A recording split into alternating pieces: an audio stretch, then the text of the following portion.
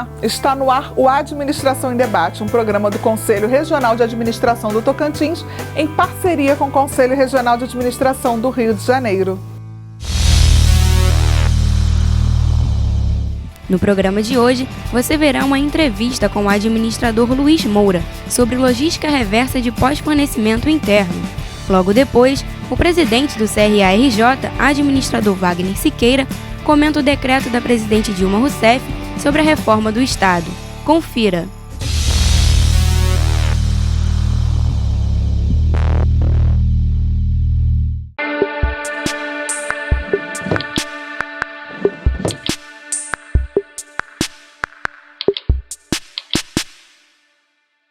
Seja bem-vindo a mais um programa da TV CRA-RJ.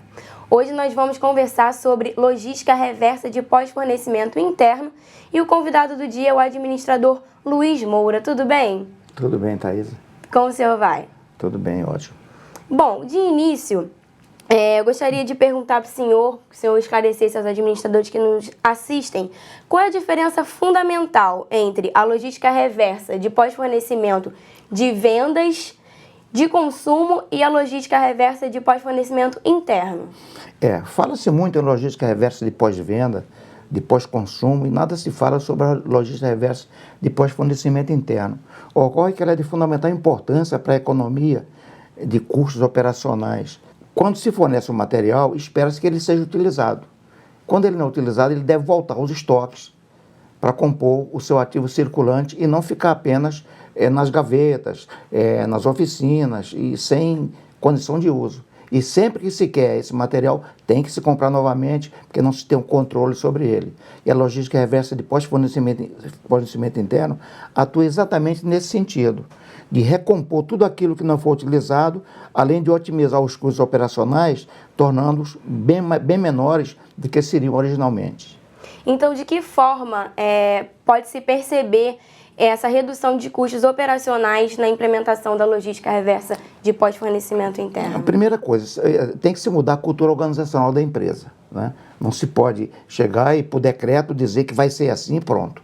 Tem que se conscientizar as pessoas, mudar ideias, hábitos, culturas, para que as pessoas se conscientizem. Eu pedi 10, usei 5, devolvo 5. Eu vou ficar com 10 por quê? Porque o meu custo vai ficar valendo 10 se eu posso ter apenas esse custo valendo 5. Essa é a questão. Perfeito. E como especialista nessa área, como é que o senhor enxerga, como é que está sendo feito esse trabalho da logística reversa interna de pós-fornecimento dentro das organizações hoje? Ainda é muito falho. Existem empresas que já estão criando setores de logística reversa dentro da sua própria organização, dentro da sua própria planta. Descobriu-se, então, que a logística reversa passa a ser uma fonte de renda, uma fonte de recuperação de custos não utilizados. Então, esses custos passam a compor o ativo não apenas no material que é recolhido, mas naquilo que não se gasta desembolsando do caixa da empresa. E qual é a dica que o senhor dá para a implementação eficaz dessa logística reversa de pós-fornecimento interno dentro das organizações que já operam com a logística? Estabelecer uma estratégia de convencimento por um ciclo de palestras, uma espécie de um grupo de cumbuca, né, onde todos se envolvem, todos procuram ser acionados nesse sentido e passam a ser elementos participativos em busca do não desperdício daquilo que não precisa ter um custo que não tem retorno para a organização. Tem alguma outra coisa que nós não tenhamos conversado que o senhor quer falar sobre o tema para os administradores que nos assistem? Tenho sim. Essa logística reversa de pós-fornecimento, ela pode também ser uma logística reversa de pós-consumo, porque materiais que são utilizados e não se observa que ele pode ter um novo ciclo de vida, isso aí é jogado fora, é jogado, como a gente chama na gíria, na sucata, vendido no peso, no ferro velho, no caso de aços, dessas coisas aí. Quando se observa que a logística reversa é uma fonte de renda para a criação de novas matérias-primas, sem necessariamente despender do fluxo de caixa da empresa, ainda mais hoje na condição de crise, né? Quando você fala em crise, você tira o S e põe a palavra CRI, né? Então a criatividade é o fundamento de tudo isso. A logística reversa mostra exatamente, se eu não tenho dinheiro para comprar, se o dinheiro está difícil de adquirir, até pelos juros altos, por que não aproveitar aquilo que pode ser reutilizado, não somente naquele material que ficou nas oficinas, nas prateleiras, sem nenhum controle.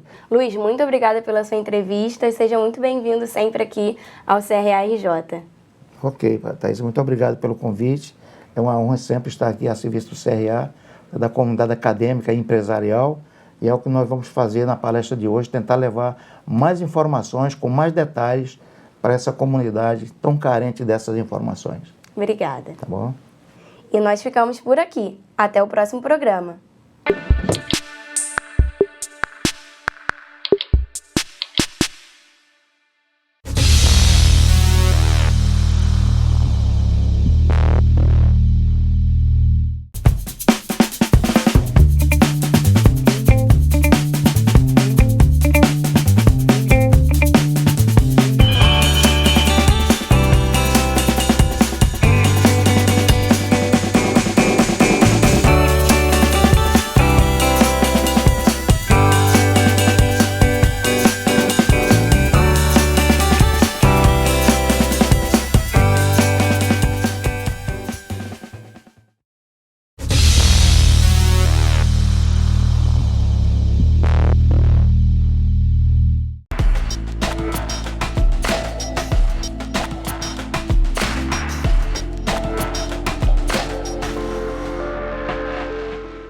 Palavra do presidente de hoje conversa com o administrador Wagner Siqueira, presidente do Conselho Regional de Administração do Rio de Janeiro, e fala sobre o decreto de 5 de outubro de 2015, que institui a Comissão Especial de Reforma do Estado.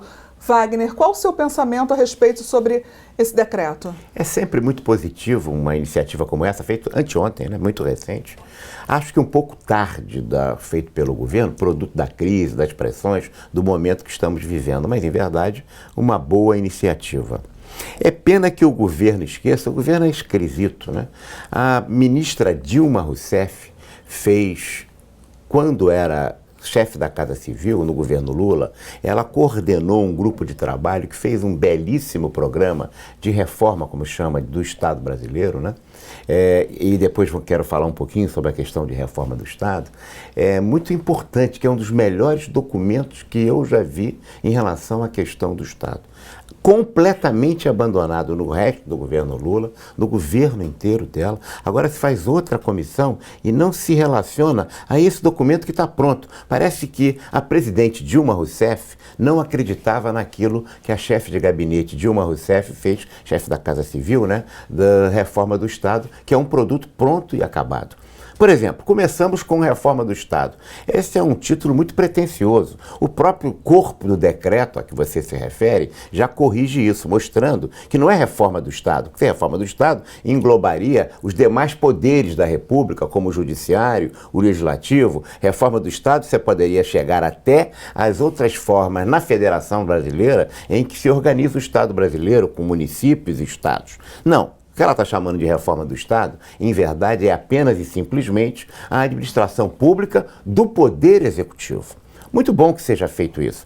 Nós éramos 39 ministérios, somos agora 31 com a nova reforma administrativa que ela já fez. E se esquece que 31 são muitos ministérios, ainda são, mas nós temos 140 empresas públicas, 34 fundações, 128 autarquias. E, por exemplo, se eu falar em fundação, o Brasil é atípico, sabe, Cático? Porque em todo lugar do mundo só tem um tipo de fundação. Fundação de direito privada, de direito privado. No Brasil, nós temos fundação privada de direito privado, fundação pública de direito privado e fundação pública de direito público. Quer dizer, qualquer coisa que só tenha no Brasil, que não esteja abrigado em outros países, só pode ser besteira. Se não, fora isso, só jabuticaba, né? Portanto, eu fico me perguntando, reforma do Estado brasileiro, portanto da administração pública, para que o Banco do Brasil tem 13 empresas? O Banco do Brasil já é uma empresa e tem 13. Então precisa se resolver, e essa lei original que ela fez, lá como chefe da Casa Civil, resolve isso. O que é administração direta, o que é administração indireta. Não é possível que as nossas fundações, por exemplo, sejam verdadeiras fundarquias.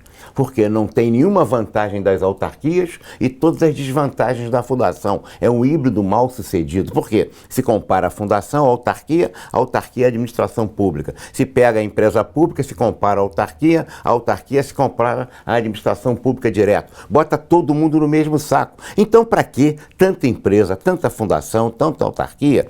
Por quê? Porque não se define mais, né, as diferenciações que existem entre as diversas formas, por exemplo, de autarquia. Se você pensar que o Banco Central é uma autarquia, que a CVM é uma autarquia e que eles pagam 16, 17 salários, 14 salários, e que o Conselho Regional de Administração é uma autarquia federal também, a gente vê que o despropósito em que se coloca isso, se você colocar o conjunto dos 128 autarquias que nós temos no nosso país.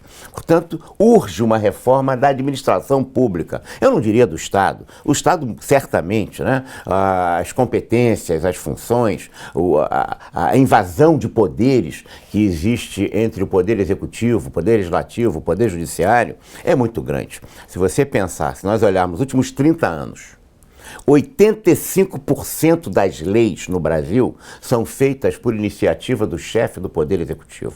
O que significa que quem legisla no Brasil é o presidente da República, é o chefe do Executivo. 10% das leis são feitas pelo Poder Judiciário e apenas 5% das leis são feitas pelo Poder Legislativo. Se você comparar o regime presidencialista brasileiro com o regime presidencialista americano, o presidente Obama ele tem 0% de chance de fazer qualquer iniciativa de projeto de lei. Ele não faz nenhuma lei, ele não propõe nenhum projeto de lei. O presidente da República no Brasil faz 85% das leis. Isso é um circuito histórico, um ciclo histórico que já vão lá algumas décadas. Portanto, é urgente a reforma do Estado, mas a proposta que a presidente está colocando no decreto, o próprio corpo renega e desdiz exatamente o contrário, porque diz que é do Poder Executivo. Mudar o Poder Executivo, fazer boas práticas de gestão, efetivamente construir novas relações em relação à administração pública, enxugar essa máquina administrativa do Poder Executivo é muito importante. É verdade que nós precisamos de uma reforma do Estado. O Conselho Regional de Administração do Rio de Janeiro, viu, presidente Dilma, está inteiramente ao seu dispor, com seu corpo técnico, com todos os administradores que são vinculados, registrados aqui no Conselho, à sua disposição para que no exercício de cidadania a gente pudesse emprestar à reforma da administração pública brasileira, do Poder Executivo, as carências, as deficiências e as contribuições que nós poderíamos certamente oferecer sob ponto de vista técnico, não só trazendo boas práticas, boas formas, mapeamento de processos, enfim, fazermos um processo de transformação da administração pública e nós nos colocamos à disposição para contribuir isso, porque o Brasil é muito maior do que todos nós. A crise passa, a crise vai passar e a nossa profissão, o nosso conselho, precisa contribuir para que essa crise seja minimizada, exatamente no campo da nossa expertise, que é efetivamente contribuir com a crítica, com a observação e com a contribuição técnica para a transformação da forma como a administração pública funciona hoje. De que maneira que a gente pode contribuir para modificar, para proporcionar um olhar mais crítico, diferente diante dessa situação, como você está fazendo agora? Uma das formas é o próprio corpo técnico do Conselho, com seus 50 mil registrados aqui no Rio de Janeiro, contribuir para que esse processo se dê de forma mais competente, embasada na técnica. Não há dúvida, Kátia, que você tem razão. A dialética brasileira há muito mais ignorância do que discordância. Nós conversamos com o administrador Wagner Siqueira, presidente do Conselho Regional de Administração do Rio de Janeiro. Outras informações você pode acessar o nosso site e saber tudo o que está acontecendo. Até a próxima.